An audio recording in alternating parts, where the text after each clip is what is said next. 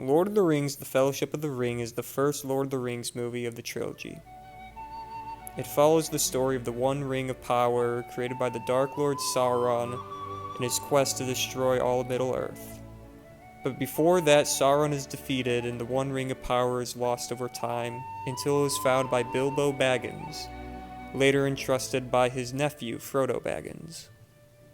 The story follows Frodo and the Fellowship of the Ring in their journey to destroy the One Ring of Power once and for all. The story may seem simple in premise, but there is a lot to uncover here. The creator of Lord of the Rings, J.R.R. Tolkien, published The Fellowship of the Ring July 29, 1954. Lord of the Rings is the catalyst of how fantasy is perceived today. Lord of the Rings inspired World of Warcraft, Warhammer, D&D, A Song of Ice and Fire, and quite possibly every single form of fantasy media that is out here today. The Lord of the Rings soundtrack is right up there with Star Wars for the amount of recognizable tracks that are out there. Howard Shore's score of the Lord of the Rings trilogy really adds to the atmosphere and feeling of the characters and also the story that plays out through the film.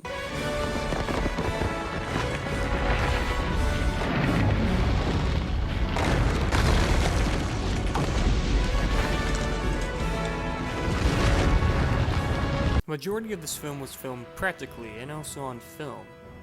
A lot of the set design and costuming and visual effects accompany this film as making it stand the test of time even to some of the movies that come out today.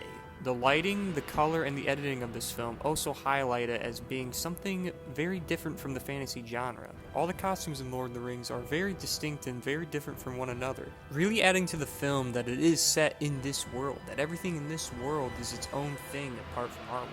And that really helps you stay in the mindset of these characters and seeing the things that they see without having to be distraught by what we see today.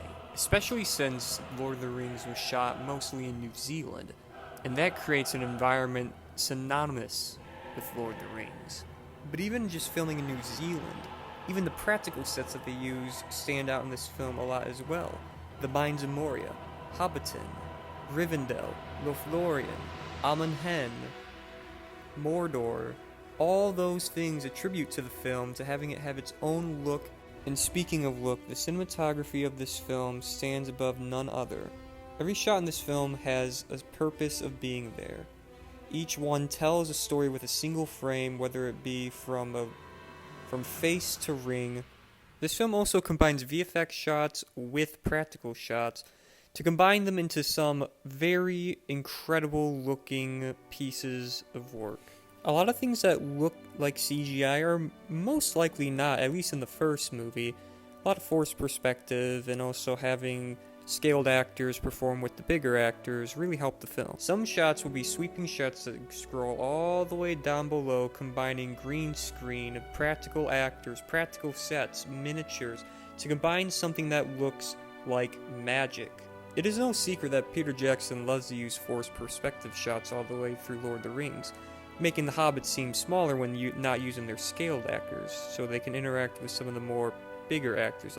There's a scene towards the beginning of the film where Bilbo and Gandalf are talking.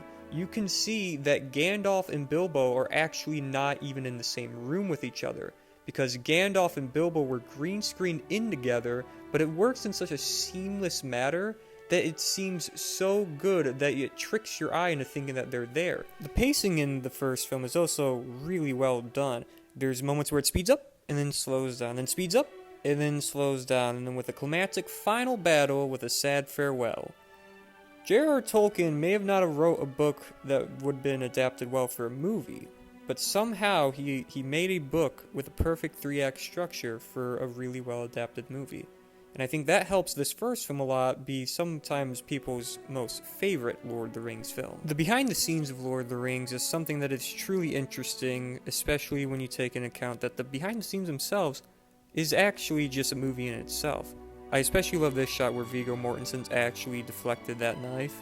But behind the scenes are credits to a lot of the more interesting and sometimes funny parts of Lord of the Rings. Do you wear wigs? No, I do not. Have you worn wigs? No, I have not. Will you wear wigs? Maybe. When will you wear wigs?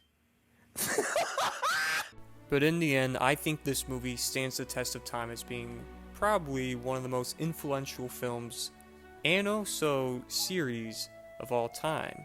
A lot of love was put into these movies, and it definitely shows all the way throughout. The acting, the set design, the characters, the music, the directing, everything accumulates into one really well done movie.